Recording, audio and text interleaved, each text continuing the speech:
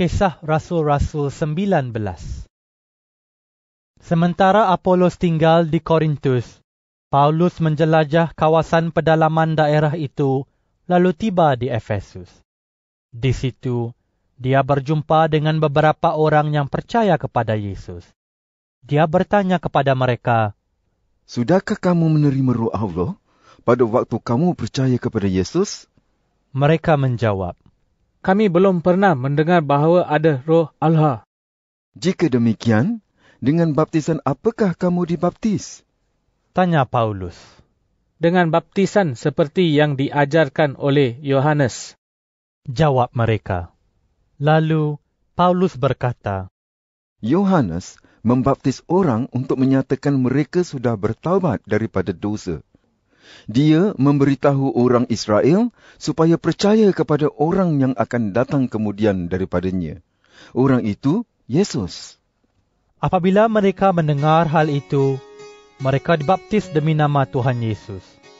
Ketika Paulus meletakkan tangannya ke atas kepala mereka, Roh Allah menguasai mereka.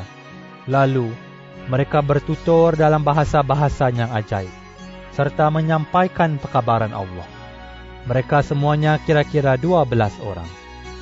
Selama 3 bulan, dengan berani, Paulus terus-menerus berkata-kata kepada orang di rumah ibadat. Dia berbincang dengan mereka dan berusaha untuk meyakinkan mereka tentang pemerintahan Allah. Tetapi, beberapa orang antara mereka degil dan tidak mahu percaya. Di hadapan semua orang, mereka mencerca rancangan Allah untuk menyelamatkan manusia melalui Yesus. Oleh itu, Paulus meninggalkan mereka, lalu pergi dengan beberapa orang pengikut Yesus lainnya ke Dewan Syarahan Tiranus. Setiap hari, Paulus mengadakan perbincangan di situ. Perkara ini berlaku selama 2 tahun, sehingga semua orang yang tinggal di wilayah Asia, baik orang Yahudi maupun orang bukan Yahudi, mendengar firman Tuhan. Allah melakukan mukjizat yang luar biasa melalui Paulus. Bahkan, sapu tangan dan kain yang pernah dipakai oleh Paulus pun dibawa kepada orang sakit. Lalu, mereka sembuh dan roh jahat keluar daripada mereka. Beberapa orang Yahudi yang pergi ke serata tempat dan mengusir roh jahat, cuba menggunakan nama Tuhan Yesus untuk mengusir roh jahat. Mereka berkata kepada roh-roh jahat, "Aku mengusir kamu demi nama Yesus yang diberitakan oleh Paulus." 7 orang lelaki, iaitu anak-anak ketua imam Yahudi bernama Skewa, berbuat demikian. Tetapi roh jahat berkata kepada mereka, "Yesus aku kenal, Paulus pun aku kenal. Tetapi siapakah kamu?" Lalu orang yang dirasuk roh jahat itu menyerang mereka dengan ganas dan mengalahkan mereka. Dia mencederakan mereka dan mengoyak-ngoyak pakaian mereka, sehingga mereka lari dari rumahnya. Semua orang Yahudi dan orang bukan Yahudi yang tinggal di Efesus mendengar peristiwa itu. Lalu, mereka menjadi takut. Oleh itu, nama Tuhan Yesus semakin dipuji-puji. Banyak orang yang sudah percaya kepada Yesus datang ke hadapan umum untuk mengakui perbuatan jahat mereka pada masa lampau. Mereka yang biasa mengamalkan ilmu sihir mengumpulkan buku-buku mereka dan membakar semua itu di hadapan orang ramai. Apabila dijumlahkan, harga semua buku itu kira-kira 50,000 keping wang perak. Melalui semua peristiwa yang luar biasa itu, firman Tuhan semakin tersebar luas dan semakin banyak orang percaya kepada Yesus. Setelah semua peristiwa itu berlaku, Paulus mengambil keputusan untuk pergi ke Makedonia dan Akhaya, lalu terus ke Yerusalem. "Setelah aku pergi ke sana," katanya, "aku harus pergi ke Roma juga." Oleh itu, Paulus mengutus Timotius dan Erastus, 2 orang daripada pembantunya, pergi ke Makedonia terlebih dahulu.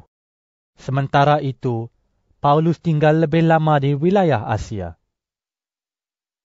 Pada masa itulah berlaku rusuhan yang besar di Efesus kerana ajaran tentang Yesus. Di kota itu, ada seorang tukang perak bernama Demetrius yang biasa membuat model kuil Dewi Artemis. Usahanya mendatangkan penghasilan yang besar bagi pekerja-pekerjanya. Oleh itu, dia mengumpulkan semua pekerjanya dan pekerja tukang perak yang lain, lalu berkata, "Saudara-saudara tahu bahawa kekayaan kita datangnya daripada pekerjaan ini. Sekarang saudara sekalian sudah melihat dan mendengar apa yang dilakukan oleh si Paulus itu. Dia berkata bahawa berhala yang dibuat oleh manusia sama sekali bukan dewa. Dia berjaya meyakinkan banyak orang, bukan sahaja di Efesus, bahkan hampir di seluruh wilayah Asia. Hal itu membahayakan kerana perniagaan kita akan mendapat nama buruk. Bukan itu sahaja, bahkan orang tidak akan menghormati kuil Dewi Artemis lagi dan kebesarannya pun akan lenyap. Padahal Dewi Artemis disembah oleh semua orang di Asia dan di seluruh dunia." Apabila mereka mendengar hal itu, mereka sangat marah dan mula berseru, "Hidup Artemis, Dewi orang Efesus!" Rusuhan itu meluas ke seluruh kota.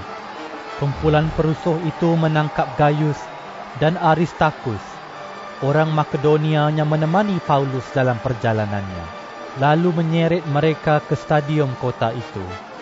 Paulus sendiri mahu menghadap orang ramai untuk berkata-kata kepada mereka, tetapi pengikut Yesus di situ tidak membenarkan dia. Beberapa orang pegawai kerajaan di daerah itu yang bersahabat dengan Paulus menyuruh orang memberitahu Paulus supaya tidak masuk ke stadium itu.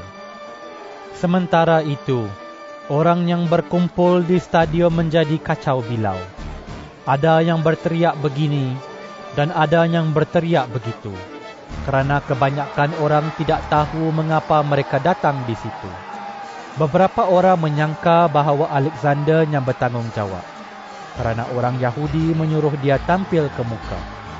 Alexander memberikan isyarat dengan tangan supaya diberikan peluang untuk membela diri di hadapan orang ramai. Tetapi apabila mereka melihat bahawa dia orang Yahudi, selama 2 jam mereka berseru dengan serentak, "Hidup Artemis, Dewi orang Efesus!" Akhirnya, setiausaha kota berjaya menteteramkan orang ramai. Dia berkata, "Hai penduduk Efesus, semua orang tahu bahawa Efesuslah kota yang memelihara kuil Dewi Artemis dan batu suci yang jatuh dari langit. Tidak seorang pun dapat menafikan hal itu. Oleh itu bertenanglah dan jangan buat apa-apa dengan terburu-buru.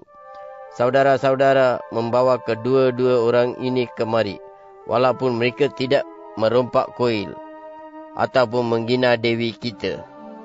Jika Demetrius dan pekerja-pekerjanya mahu mendakwa sesiapa, biarlah mereka membawa perkara itu ke mahkamah.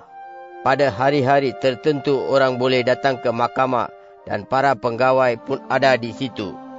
Tetapi jika ada apa-apa lagi yang saudara-saudara kehendaki, hal itu harus diselesaikan dalam mesyuarat umum yang sah. Oleh sebab apa yang berlaku hari ini, kita akan dituduh mengadakan rusuhan. Kita tidak mempunyai alasan untuk membenarkan rusuhan ini." Setelah berkata demikian, setiausaha kota itu menyuruh mereka pulang.